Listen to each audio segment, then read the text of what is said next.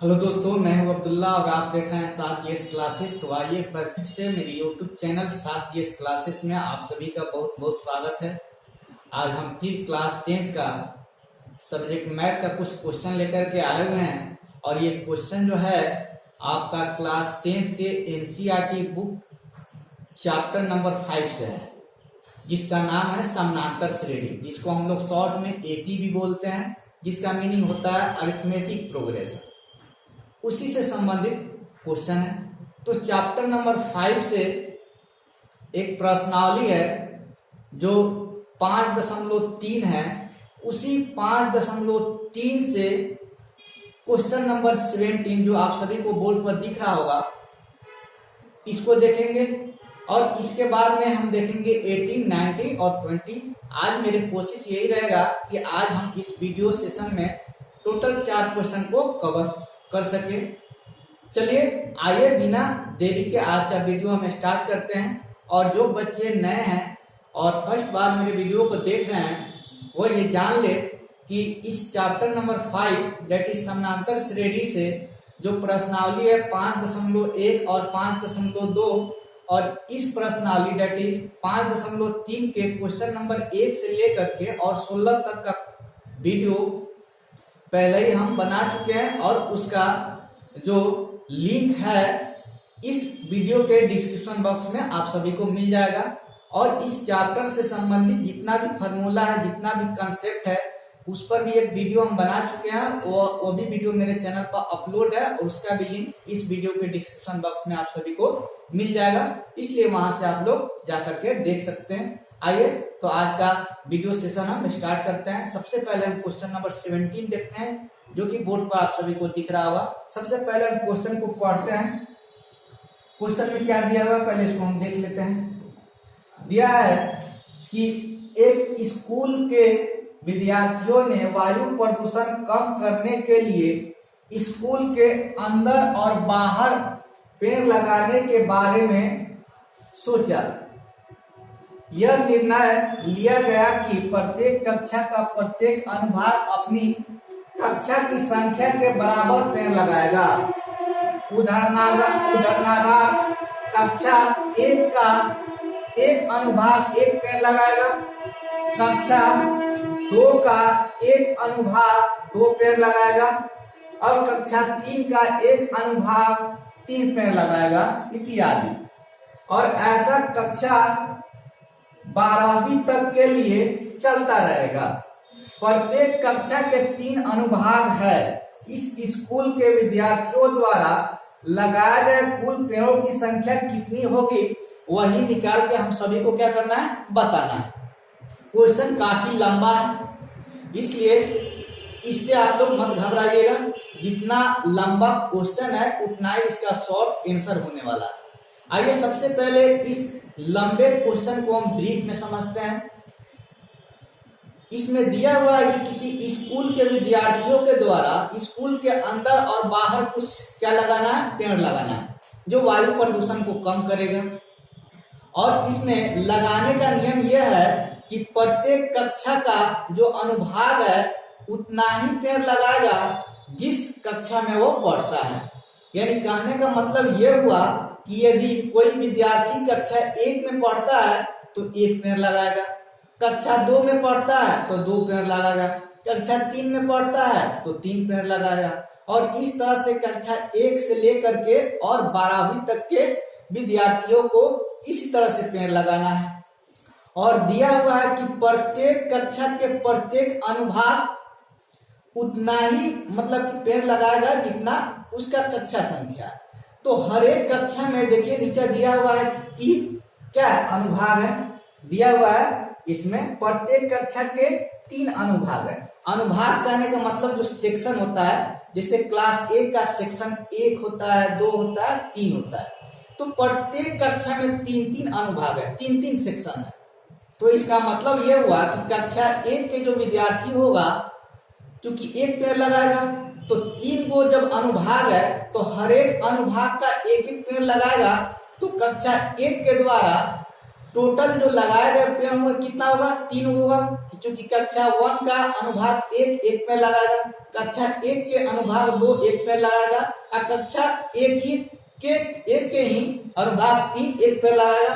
तो कक्षा 1 के तीनों अनुभाग के द्वारा लगाए गए जो पेड़ होगा वो कितना होगा, 3 होगा।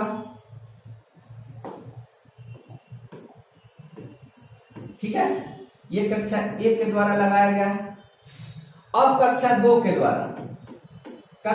द्वारा जो लगाया जाएगा, तो दिया हुआ है कक्षा 2 के द्वारा 2 पेड़ लगाया जाएगा, तो इसमें भी 3 अनुभाग है, तो कक्षा 2 के अनुभाग 1 2 पेड़, कक्षा 2 के अनुभाग 2 पेड़, और कक्षा 2 के अनुभाग 3 जो होगा वो भी 2 पेड़ लगाया। तो हर एक अनुभाग के द्वारा 2 पेड़ लगाया, मतलब 2 3 6। तो अनुभाग यानी कक्षा 2 के द्वारा जो टोटल पेड़ लगाया जाएगा वो 6 लगाया जाएगा। उसी तरह से तीसरा कक्षा के द्वारा जो पेड़ लगाया जाएगा हर एक अनुभाग के द्वारा 3 3, तो 3 3 9 हुआ।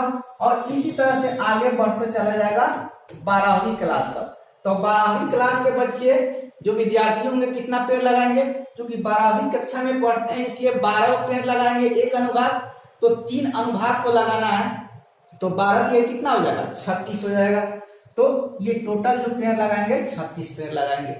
अब यहाँ पे देखिए विद्यार्थियों के द्वारा लगाए गए पेड़ों की संख्या को यदि हम एक संख्या का अनुक्रम मान ले, तो यहाँ पे हम क्या देख रहे हैं कि ये संख्या का अनुक्रम क्या है, एपी में है, समानांतर श्रेणी में। कैसे, क्योंकि 3 में 3 जोड़े हैं तो 6 आया, इसी 6 में 3 जोड़े हैं तो 9 आया, इसी 9 में जब 3 जोड़ेंगे तो कितना आएगा, 12 आ जाएगा, जो कि चौथा क्लास के द्वारा लगाए गए पेड़ होंगे। हर एक अनुभाग 4 लगाए तो 4 3 12 हो जाएगा। तो हर एक आने वाले संख्या में, ठीक है, हर एक आने वाले संख्या जो आ रहा है उसके पहले वाले संख्या में एक निश्चित संख्या 3 को जोड़ने से प्राप्त हो जा रहा है। तो यहाँ पे ये संख्या का जो अनुक्रम यहाँ पे हमको प्राप्त हो रहा है ये एपी में हमको दिख रहा है। तो यदि इसको हम एपी मान लेंगे तो इसका प्रथम पद डेट इज ए बराबर क्या होगा, 3 होगा। इसका सार्वंतर डेट इज डी बराबर क्या होगा, 3 हो जाएगा, क्योंकि सब में 3 3 जोड़ा गया है। और इसका सबसे जो अंतिम पद होगा डेट इज ए एन, वो कितना हो जाएगा, 36 हो जाएगा। तो ये सभी कक्षा के द्वारा टोटल पेड़ लगाया गया है उसी के संख्या को निकाल करके बताना है। 3 + 6 + 9 + 12। तो यदि कोई संख्या का अनुक्रम एपी में होता है तो उसके योगफल को हम एसएन से डिनोट करते हैं। तो यहाँ पे हमको एसएन ही ज्ञात करना है। क्या करना है, एसएन ज्ञात कर लेना है। अब एसएन का फॉर्मूला क्या होता है, एसएन इज इक्वल टू क्या होता है, n/2 और इंटू ए और प्लस ए एन, यही फॉर्मूला होता है। अब यहाँ पे देखिए एन जो होता है वह किसी एपी के पदों की संख्या होता है। तो एपी के पदों की संख्या यहाँ पे कितना होगा, क्योंकि टोटल का वो कक्षा है 12 वो कक्षा, इसलिए इसमें 12 वो पद होगा। तो एन का वैल्यू यहाँ पे कितना हो जाएगा, 12 हो जाएगा। और ए का वैल्यू यहाँ पे 3 दिया हुआ है, एन का वैल्यू कितना दिया हुआ है, 36 दिया हुआ है। तो इस सब का वैल्यू पुट करके और सभी कक्षा के द्वारा लगाए गए जो कुल पेड़ों की संख्या है वो उसको क्या कर लेंगे, हम फाइंड कर लेंगे। आइए निकालते हैं। तो कितना होगा, 12/2 इंटू ए यानी 3 और प्लस ए डेट इज 36। अब इसको जब निकालेंगे 2 6 कितना होगा, 12। तो यहाँ पे क्या आ जाएगा, एसएन बराबर 6 और 36 हुआ, 3 को 39 हुआ। इसको गुना कर लेते हैं, 6 9 54 के 4 हाथ में 5 और 6 3 का 18, 18 को 5 को 23 हुआ। तो सभी कक्षा के द्वारा लगाए गए जो पेड़ों की संख्या होगा कितना होगा, 234 होगा। यही इस क्वेश्चन का आंसर होगा। देखिए कितना शॉर्ट आंसर है और कितना लॉन्ग क्वेश्चन था। तो आशा करते हैं कि इसमें आप सभी को कोई कंफ्यूजन नहीं हुआ होगा। जल्दी से आप लोग इसका स्क्रीनशॉट ले ताकि हम क्वेश्चन नंबर 18 को देख सकें।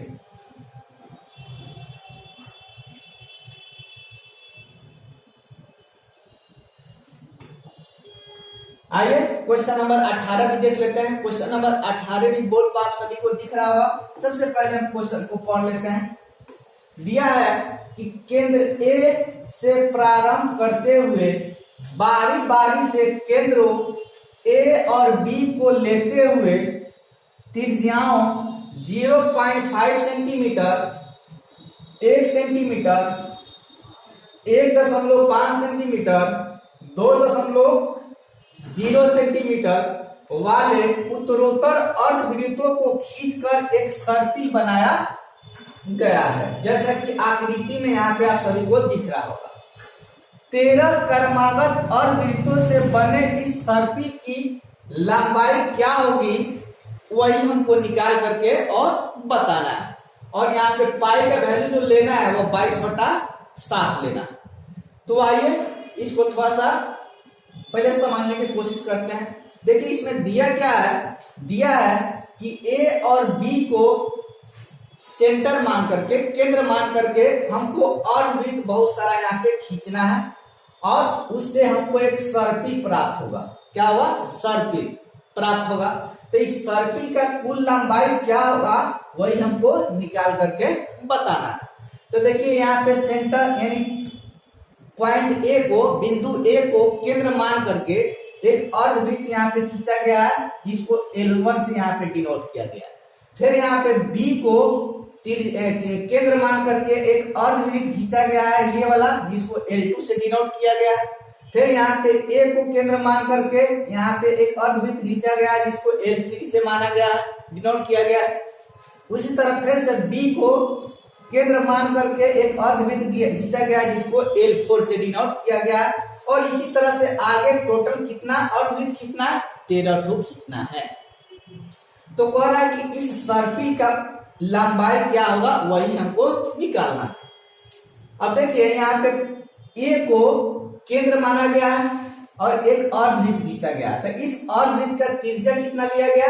क्वेश्चन में दिया हुआ है कि 0.5 सेंटीमीटर लिया गया है। दैट इज इस अर्धवृत्त का, दैट इज L1 जो अर्धवृत्त यदि मान लेंगे तो L1 का जो त्रिज्या है वो कितना है? 0.5 सेंटीमीटर है।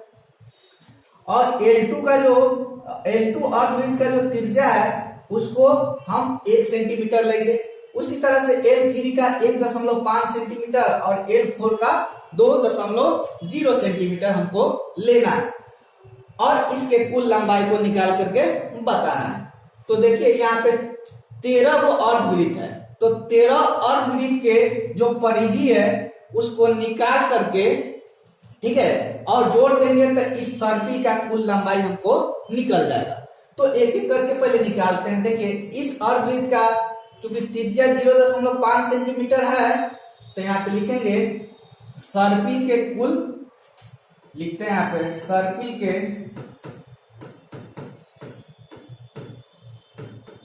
कुल लंबाई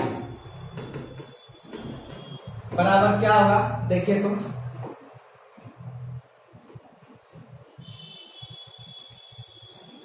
यहाँ पे क्या हुआ, देखिए पाई, यदि L1 के त्रिज्या को R1 मान लेंगे तो कितना होगा? R1 प्लस L2 के त्रिज्या को R2 मान लेंगे तो पाई R2 और L3 को मान लेंगे R3 तो कितना होगा? पाई R3। उसी तरह से पाई R4 और इसी तरह से क्या हो जाएगा? पाई R13 तक जाएगा। अब देखिए L1 के लिए त्रिज्या है वो 0.5 सेंटीमीटर यहाँ पे दिया हुआ है, तो 0.5 सेंटीमीटर लेंगे। सबसे पहले यहाँ पे देखिए पाई सब में कॉमन है, तो पाई को हम बाहर निकाल सकते हैं। पाई को बाहर निकाल, यहाँ पे बचेगा R1, R2, R3, R4 और इसी तरह से R13 तक। पाई R1 का वैल्यू 0.5 सेंटीमीटर प्लस R2 का वैल्यू कितना है? 1.0 सेंटीमीटर। उसके बाद में R3 का है 1.5 सेंटीमीटर, R4 का है 2 सेंटीमीटर, 2.0 सेंटीमीटर और इसी तरह से कितना हो जाएगा? आगे बढ़ते चला जाएगा। अब यहाँ पे देखिए, यहाँ पे हम क्या देख रहे हैं कि ये संख्या जो ब्रैकेट के अंदर है ये संख्या का एक अनुक्रम है और ये एपी में भी है। कैसे? क्योंकि 0.5 में देखिए तो 0.5 में 0.5 जोड़ेंगे तो 1 हो जाएगा। एक में 0.5 जोड़ेंगे तो 1.5 आ जाएगा। 1.5 में 0.5 जोड़ेंगे तो 2 आएगा। यानी हर एक आने वाला जो संख्या है अपने पहले वाले संख्या में 0.5 जोड़ देने से प्राप्त हो जा रहा है। तो संख्या के इस प्रकार के अनुक्रम को हम एपी में कहते हैं, समानांतर श्रेणी में कहते हैं। दैट इज ये संख्या जो ब्रैकेट के अंदर है ये एपी में है। जब एपी में है तो किसी एपी के कुल पदों के संख्या, कुल पदों के योगफल को हम एसएन से डिनोट करते हैं। यानी इस एपी का एसएन यदि हम निकाल ले और उसको पाई से गुना कर दें तो सर्पिल के कुल लंबाई हमको प्राप्त हो जाएगा। तो आइए इसको निकालते हैं। अब देखिए यहाँ पे पाई, अब इसको यदि हम एपी मान लिए तो एपी का प्रथम पद कितना होगा 0.5 हो जाएगा। जो डी का वैल्यू होगा वो भी 0.5 ही होगा, क्योंकि 0.5 जोड़ करके आगे वाले संख्या लिखा जा रहा है। तो प्रथम पद दैट इज ए बराबर 0.5 सेंटीमीटर, सार्व अंतर दैट इज बी बराबर 0.5 सेंटीमीटर। और इसमें टोटल कितना पद होगा दैट इज एन कितना होगा, टोटल 13 वो अर्धवृत्त है, इसलिए एन के बराबर, एन का वैल्यू यहाँ पे कितना होगा 13 होगा। तो हम जानते हैं कि एसएन बराबर क्या होता है, एसएन बराबर n/2, तो 13/2 ठीक है, और इंटू 13/2 इंटू क्या होता है 2a, 2 गुने प्रथम पद 0.5 सेंटीमीटर है, प्लस n-1 यानी 13-1 इंटू डी का वैल्यू 0.5 सेंटीमीटर। अब सबको क्या करते हैं, पाई का वैल्यू हम ले लेते हैं 22/7 ले लिए, क्योंकि क्वेश्चन में दिया हुआ है 22/7 लेना है हमको। अब यहाँ पे 13/2, अब इसको सोल्व करते हैं तो 0.5 में 2 से गुना कर देंगे तो कितना होगा 1.0 हो जाएगा। और यहाँ पे 13 में से 1 घटाएंगे तो 12, अब 12 को गुना कर देंगे 0.5 से तो 6.0 आएगा। अब यहाँ पे क्या करते हैं 22/7 और यहाँ पे 13/2 और यहाँ पे देखिए 1.0 को 6.0 को जोड़ देंगे तो कितना हो जाएगा 7 हो जाएगा। अब यहाँ पे 7 से 7 कैंसिल हो गया, 2 × 2 11 दूनी 22। अब 11 को 13 से गुना करना है तो 11 के 33 के 3 हाथ में 3, 11 का 11 और 3 14। तो सर्पिल के कुल लंबाई जो होगा वह 143 सेंटीमीटर में प्राप्त हो जाएगा। तो इस क्वेश्चन का जो आंसर होगा 143 सेंटीमीटर होगा। आशा करते हैं कि इसमें भी आप सभी को कोई कंफ्यूजन नहीं हुआ होगा। फिर भी अगर कंफ्यूजन है तो आप हमको कमेंट करके हमसे पूछ सकते हैं। चलिए आप इसका जल्दी से आप लोग स्क्रीनशॉट ले लें ताकि हम क्वेश्चन नंबर 19 को देख सकें जल्दी से।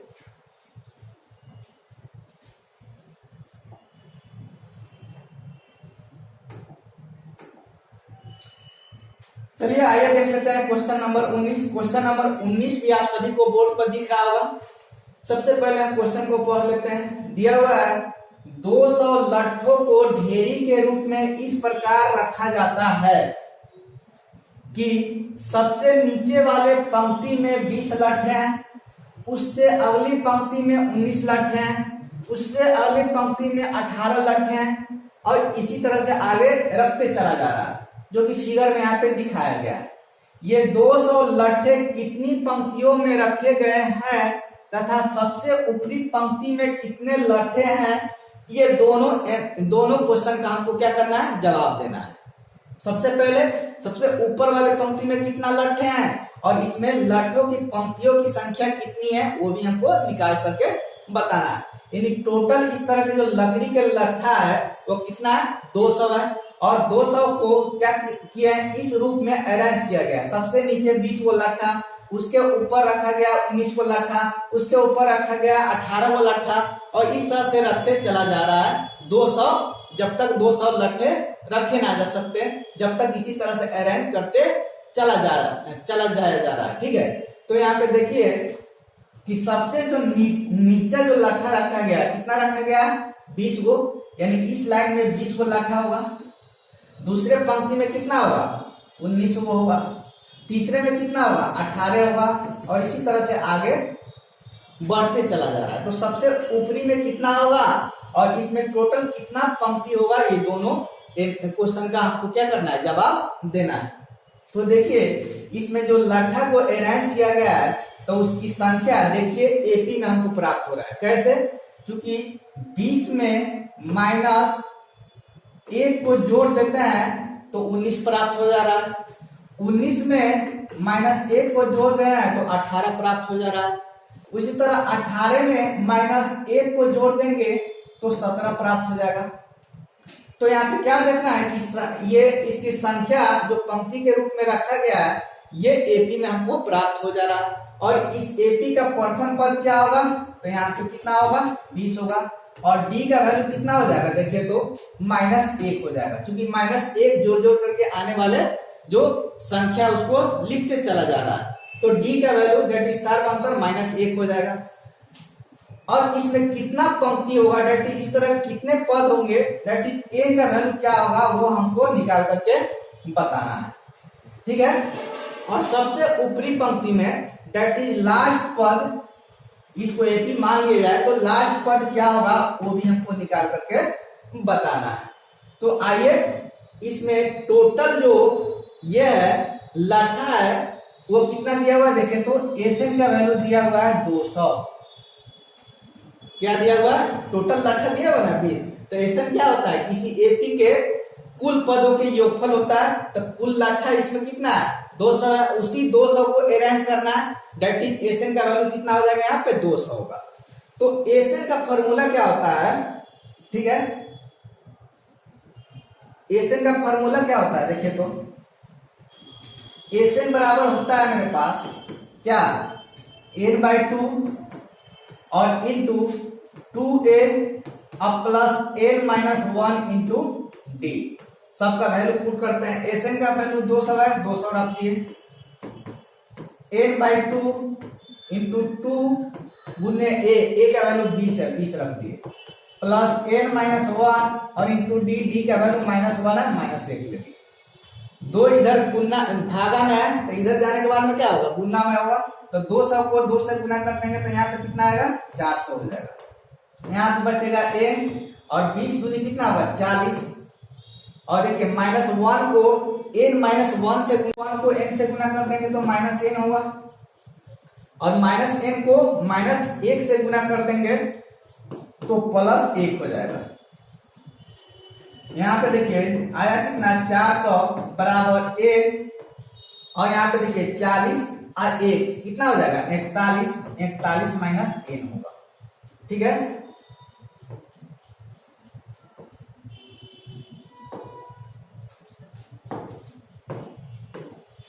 अब यहाँ पे देखिए 400 n को 41 -n से गुना करना है, तो n को 41 से पहले गुना कर देंगे तो 41n होगा, और n को n से गुना कर देंगे तो -n² हो जाएगा।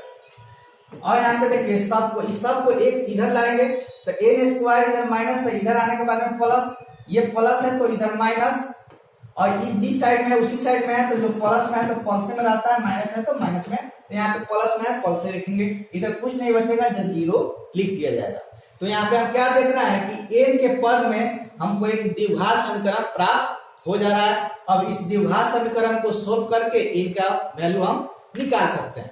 तो द्विघात समीकरण आप सभी को सोल्व करने आता होगा। इसके सोल्व करने के लगभग 2 से 3 मेथड है, ठीक है। और उस 3 मेथड में एक मेथड ये भी है कि बीच वाले पद को तोड़ करके भी इसको हल किया जा सकता है। तो आइए वही रूल हम यहाँ पे अप्लाई करते हैं।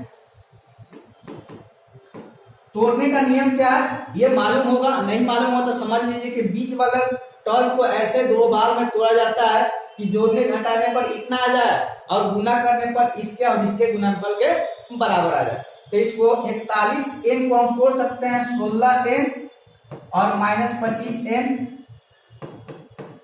हो सकता है कि नहीं, दोनों को जोड़ेंगे तो 41 होगा, इस दोनों को गुना कर देंगे तो जाकर आप गुना कर लीजिएगा, इसके और इसके गुणनफल के बराबर हो जाएगा।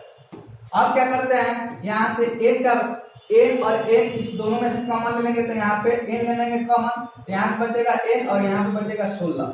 उसी तरह इस दोनों को ठीक है, इसमें दोनों में से 25 कॉमन ले लेते हैं, तो 25 कॉमन लेंगे तो यहाँ बचेगा n और यहाँ बचेगा -16 इज इक्वल टू 0। अब देखिए इस दोनों में n-16 कॉमन है, तो n-16 कॉमन ले लिए, यहाँ पे बचे n और यहाँ पे बचेगा 25 इज इक्वल टू कितना होगा 0।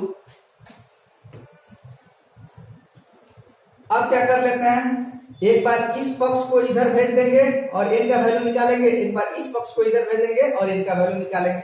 तो देखिए इसको एक बार इधर भेजते हैं तो क्या बचेगा n-16 बराबर 0 बटा n-25, 0 में n-25 से भागा देंगे तो 0 ही आएगा। दैट इज यहाँ पे n का वैल्यू कितना हो जाएगा 16, तो n का वैल्यू यहाँ पे 16 निकल गया। फिर एक बार इस पद को इधर भेजते हैं, तो इस पद को भेजेंगे तो कितना होगा n-25 बराबर 0 बटा n-16 बराबर 0, तो यहाँ से निकालेंगे तो n बराबर कितना आएगा 25, तो n का दो वैल्यू हमको प्राप्त हो गया, n बराबर 16 और n बराबर 25 हो गया। अब इस दोनों वैल्यू में कोई एक ही वैल्यू क्या होगा सही होगा, लेकिन अभी पता नहीं चल रहा है कौन सा वैल्यू सही होगा, क्योंकि ये भी पॉजिटिव में है और ये भी पॉजिटिव में। n का वैल्यू हमेशा पॉजिटिव आता है यानी धनात्मक आता है, हमेशा पूर्ण संख्या आएगा।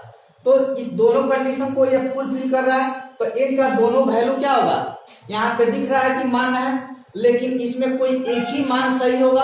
अब इसमें कौन ऐसा मान है जो सही होगा, इसको जांच करने के लिए n का दोनों वैल्यू रख करके और क्या निकालेंगे, यहाँ पे n का वैल्यू निकालेंगे, यानी सबसे लास्ट वाले पंक्ति में कितना लट्ठा रखा गया उसको निकालेंगे।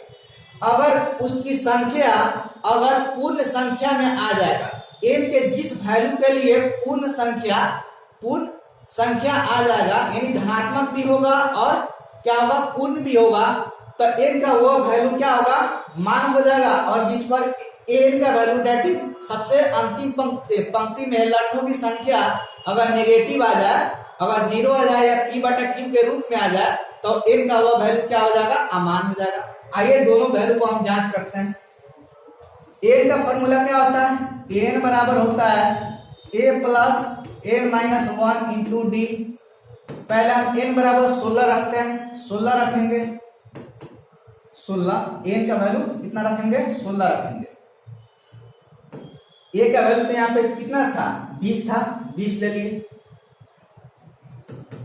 20 ले लिए। n का वैल्यू 16 माइनस 1 और d का वैल्यू -1 है, तो 20 16 में से 1 घटाएंगे तो 15 और 15 को -1 से गुना कर देंगे तो कितना आएगा -15 आएगा। तो 20 में से 15 घटाएगा तो क्या बचेगा 5। तो देखिए यहाँ पे 5 धनात्मक भी आया और पूर्ण संख्या भी आया, यानी an का वैल्यू ये जो होगा वो क्या होगा मान होगा और अंतिम पंक्ति में 5 वो लट्ठा हो सकता है। अब आइए अब इस पर चेक कर लेते हैं, n बराबर 25 पर चेक करते हैं। तो an बराबर क्या होगा, a का वैल्यू 20 है प्लस 25 -1 और इंटू d -1, तो यहाँ पे होगा 20 और 25 -1 कर देंगे और उसको गुना कर देंगे -1 से, तो -24 होगा। अब 20 -24 करेंगे तो -4 आएगा। देखिए यहाँ पे n का वैल्यू -4 आया, जो कि संभव नहीं है क्योंकि लट्ठों की संख्या कभी नेगेटिव में नहीं होगा। तो n का वैल्यू ये मान जो होगा, ये वाला वैल्यू वो क्या हो जाएगा अमान हो जाएगा। इसलिए यहाँ पे अंतिम पंक्ति में जो लट्ठों की संख्या होगा दैट इज n जो होगा वह कितना होगा 5, और इसमें टोटल पंक्तियों की संख्या होगा n बराबर कितना हो जाएगा 16। तो इसका दो आंसर होगा 5 और 16। तो आशा करते हैं कि इसमें भी आप सभी को कोई कंफ्यूजन नहीं हुआ होगा। जल्दी से आप लोग इसका फटाफट से इसका भी स्क्रीनशॉट ले ले ताकि हम क्वेश्चन नंबर 20 को देख सके।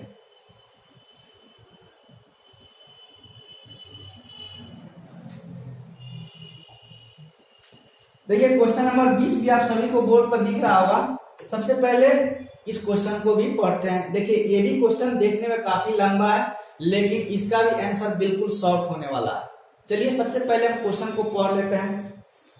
दिया हुआ है एक आलू दौर में प्रारंभिक स्थान पर एक बाल्टी रखी हुई है जो पहले आलू से 5 मीटर की दूरी पर है। तथा अन्य आलुओं को एक सीधी रेखा में परस्पर 3 मीटर की दूरियों पर रखा गया। इस रेखा पर 10 आलू रखे गए हैं, जो कि आकृति में यहाँ पे दिख रहा होगा सभी को। प्रत्येक प्रतियोगी बाल्टी से चलना प्रारंभ करती है और निकटतम आलू को उठाती है, उसे ले करके वापस आकर के दौड़कर बाल्टी में डालती है। दूसरा आलू उठाने के लिए वापस दौड़ती है, उसे उठाकर वापस बाल्टी में डालती है और वैसा तब तक करती रहती है जब तक सभी आलू बाल्टी में ना आ जाए। इसमें प्रतियोगी को कुल कितनी दूरी दौड़नी पड़ेगी वही निकाल करके हम सभी को क्या करना है, बताना है। क्वेश्चन काफी लंबा है, इसको थोड़ा सा ब्रीफ में समझते हैं। देखिए यहाँ पे एक बाल्टी रखा गया है और इसी बाल्टी के मतलब 5 मीटर की दूरी पर एक प्रथम आलू रखा गया है और उसके बाद में हर एक आलू के बीच की दूरी 3-3 मीटर है। यानी एक आलू यहाँ पे रखा गया है, एक यहाँ पे, एक यहाँ पे, एक यहाँ पे। और क्या करना है, इसमें प्रतियोगी को, चूंकि ये आलू रेसिंग क्या है, कंपटीशन है, तो इसमें जो कंपटीटर होगा, जो प्रतियोगी होगा, ये बाल्टी से दौड़ेगा, दौड़ करके यहाँ से आलू उठाएगा। प्रथम आलू यहाँ पे है, यहाँ से आलू उठाएगा और वापस दौड़ करके इसमें जाकर के रख लेगा। फिर यहाँ से फिर दौड़ेगा सेकेंड आलू तक और फिर उठा करके इसमें रख लेगा। फिर यहाँ पे जाएगा थर्ड आलू तक और फिर उठा करके इसमें रख लेगा और इस तरह से दौड़ करके जाएगा, उठा करके रख लेगा। तो कह रहा है इस 10 आलू को रखने में उसको कितना दौड़ना पड़ेगा वही दूरी हमको निकाल करके बताना है। तो यहाँ पे देखिए बाल्टी से स्टार्ट कर रहा है दौड़ना, तो फर्स्ट आलू को रखने में उसको कितना दूरी तय करना पड़ेगा। तो बाल्टी से जो फर्स्ट आलू की दूरी है वो 5 मीटर है, तो दौड़ के जाएगा 5 मीटर, उठाएगा, फिर वापस आकर के रखेगा। यानी प्रथम आलू को रखने में उसको जो दूरी तय करनी पड़ेगी वो कितना करनी पड़ेगी, तो 10 मीटर करनी पड़ेगी, क्योंकि 5 जाएगी और 5 आएगी। फिर सेकेंड आलू को रखने के लिए कितना दौड़ना होगा, तो फर्स्ट आलू से सेकेंड आलू के जो बीच की दूरी है वो 3 मीटर है ना। तो इसका मतलब क्या होगा, 5 और 3 8, यानी बाल्टी से उसकी दूरी 8 होगा। तो 8 जाएगा और फिर उठाएगा, फिर वापस आकर के इसमें रखेगा, तो 8 गया, 8 आया, टोटल 16। तो दूसरा आलू को रखने में 16 मीटर की दूरी तय करना पड़ेगा। उसके बाद में तीसरा आलू को रखने के लिए देखें तो 5 3 8 और 3 11, तो 11 जाएगा, फिर 11 वापस आएगा, टोटल कितना 22 मीटर दौड़ना पड़ेगा। और इस तरह से कितना आलू है, टोटल इसमें 10 पदों तक 10 पद होगा। इस तरह का कई संख्या पद होगा, 10 होगा, 10 पदों तक यही काम क्या करना है। अब यहाँ पे देखते हैं कि ये आलू को रखने में चली गई जो दूरियां है वह दूरी एक ऐसा अनुक्रम हमको प्राप्त हो जा रहा है उस दूरी से जो एपी में है। कैसे, 10 में देखिए यहाँ पे 6 जोड़ेंगे तो 16 आएगा, 16 में 6 जोड़ देंगे तो 22 आएगा, 22 में 6 जोड़ देंगे तो कितना आ जाएगा, 28 आएगा। तो यहाँ पे देख रहा है कि ये दूरियां क्या है, एपी के फॉर्म में है, यानी समानांतर श्रेणी में है। तो इस समानांतर श्रेणी का प्रथम पद हुआ क्या होगा, ए बराबर 10 हो जाएगा और डी बराबर कितना हो जाएगा, 6 हो जाएगा। इसमें कितना पद होगा, 10 होगा, पहले ही 10 आलू को रखना है, तो एन बराबर यहाँ पे कितना हो जाएगा, 10 हो जाएगा। अब हमको 10 प्लस 16 प्लस 22 प्लस इसी तरह से आगे 10 पदों तक सभी का योगफल कितना होगा वही निकालना है। तो चूंकि ये एपी में है और एपी के सभी पदों के योगफल को हम एसएन से डिनोट करते हैं, तो यहीं पे हमको क्या करना है, एसएन निकाल लेना है।